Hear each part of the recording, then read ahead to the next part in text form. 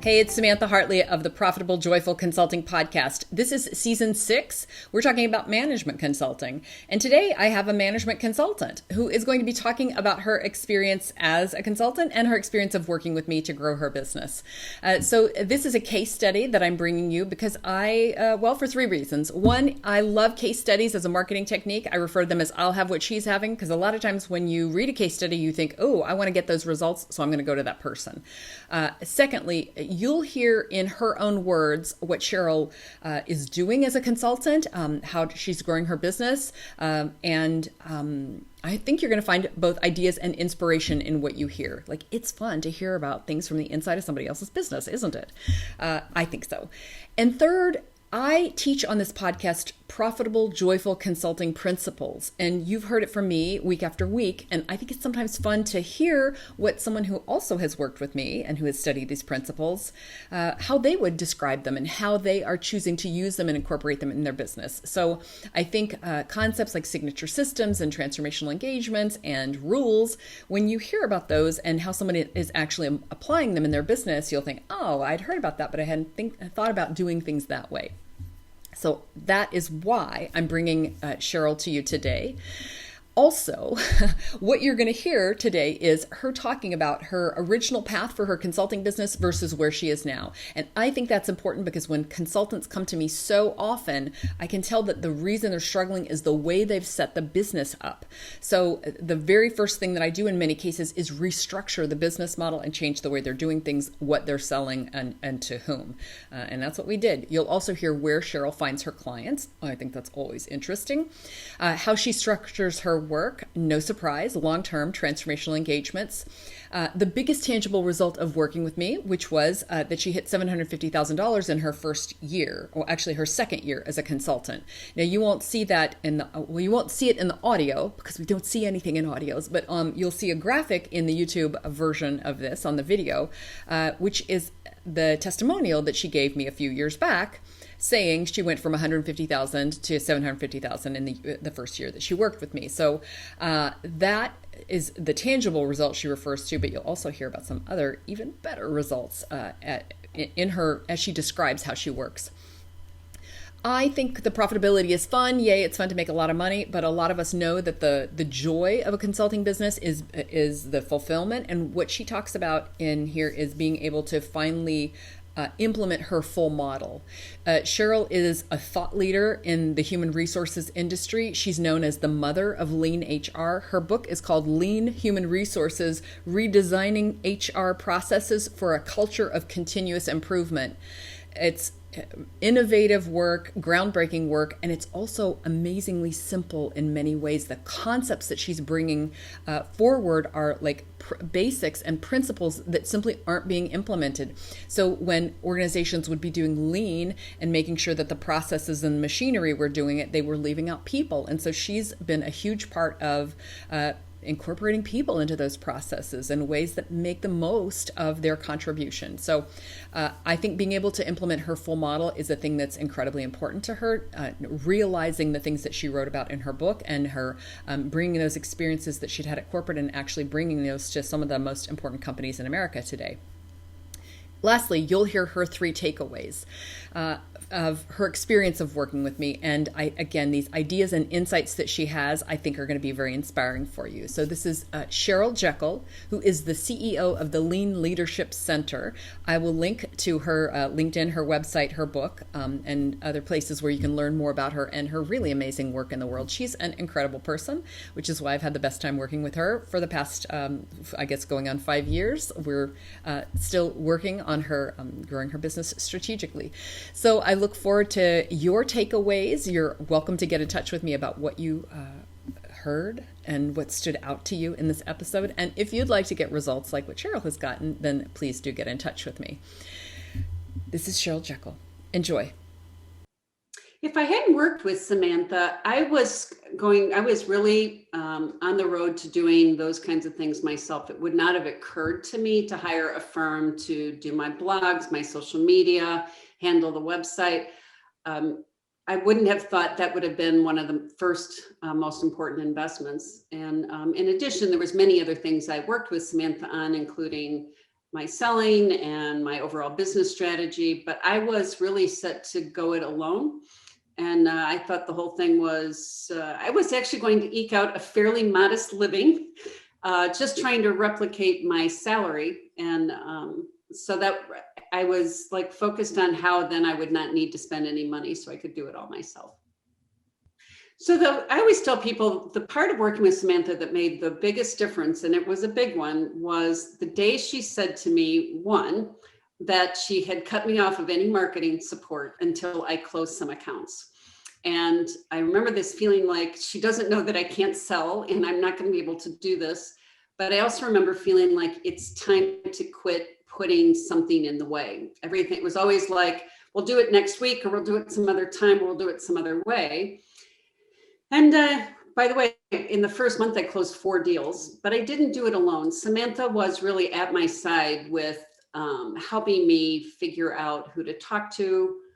Some of it is when I was ready. She helped me be ready so that when I was ready, the people opened the conversations with me. And as we had those conversations, we talked them through. And so I was able to close those contracts.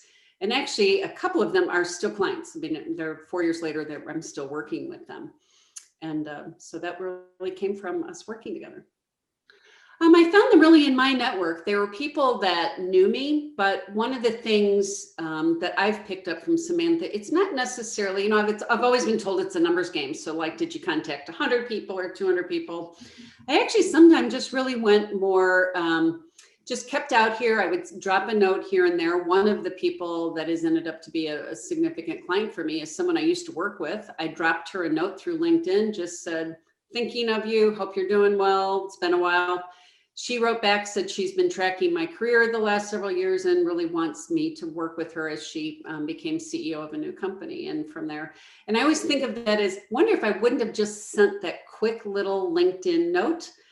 Yes, it's my relationship, but it's keeping up with my network and sending out notes so that I'm always active with people who do know me.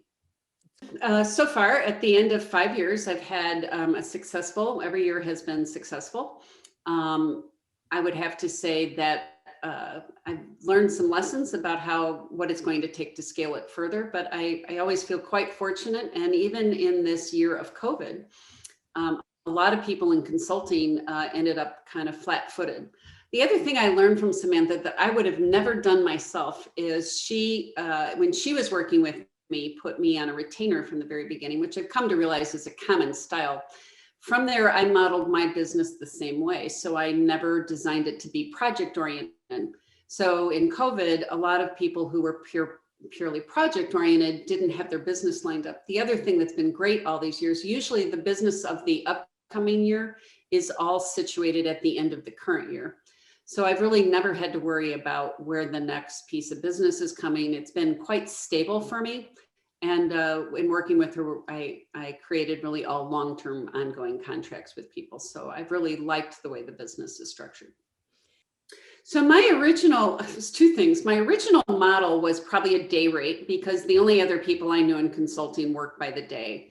And I remember one of them saying she earned $3,000 a day. And I was like, man, if I ever really make it, I'll have $3,000 days in a month's time. So I might have 5 of them or 6 of them. I was assuming I would have to have different clients to get that day rate. And so that's how I was looking at it. The other thing is I noticed what I was originally thinking is I took my salary as an executive and I was always using that framework that's what the client would be thinking, that here I got this executive for a day. So I certainly would pay somewhat of a premium, but not much more. And she really taught me to dump all that out. That's not how clients think. They're not wondering whether they've hired an executive for the day. It was much more about the value I create. And so that made it so that my income potential expanded to what it really is instead of somehow some connection to what I ever made when I was an employed executive. My biggest tangible outcome was certainly probably my level of income from the beginning. I mean, I think in the first year, I earned 3 times what I ever made as an executive. So that helped me see. Remember also the first retainer that I signed with Samantha was my first largest expense as a self-employed person. And I had to think to myself, I either believed that I could create this business or I didn't. And so it was a leap of faith. And it certainly ended up to prove out to be true, that only by investing in that way was I able to create the business in the framework in my mind. So I guess my biggest takeaway was partly a mindset that created me to be in no way really the type of consultant I ever originally thought I would be.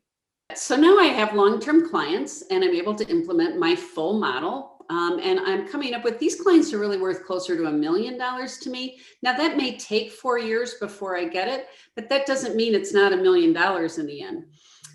So I've been successful at one, implementing signature systems, which was another concept Samantha taught me early on, was getting clear. She also said that my signature systems would become clearer and clearer as I did my work, which was quite true. And now as I'm implementing them, I'm realizing the value of each client is much greater. And as I build the team that can support those clients, I could have tremendous growth with company clients that I work with over several years, and will continue to be able to generate that kind of business. The best part of that is I love working with them over longer term. I think it makes sense to them that there is no such thing as a 6 or 12-month solution to the kinds of things. We overhaul how their workforces are operating, how their leaders lead, and how the rest of their companies operate, the rest of the employees, the skills they use and how they operate. That's at least a 3 to 5 year process. And so it's actually ended up to be a real win-win, and it's really the work I was born to do. And now I'm able to provide that full value in the marketplace. So I have my three takeaways in working with Samantha from the last few years have been: one, make sure that I know how to sell. And I use the word sell kind of, it's as a catch-all phrase, meaning I know how to construct a client engagement in a productive way. And so there's a very clear process to that. And so that's been one of my major takeaways. In fact, I teach it to other people all the time. Number two, not to do things myself. When I look at other people running companies and they're trying to do their own marketing or their own social media or even their own anything in fields they don't know anything about, one of my biggest takeaways has been focus on doing the things I know how to do and make sure that I hire the rest done. And in that way, I'm running a business that there's more than enough revenue to cover that. And I'm not spending time like learning to do things that I really even have no interest in. And the third one is, as I said, it's a bit what makes Samantha her.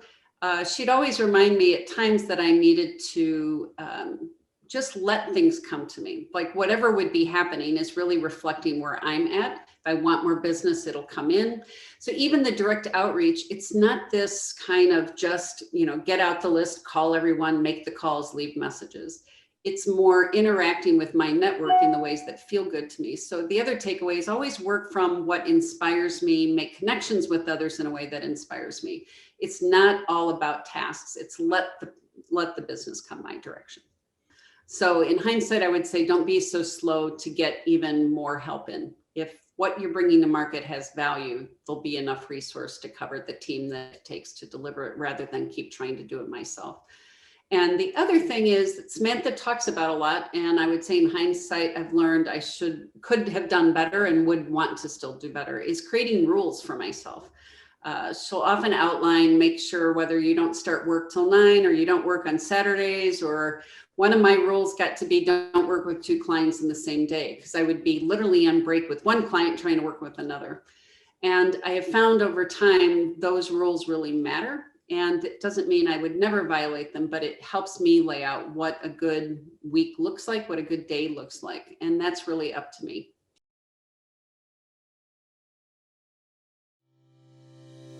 Thanks for watching.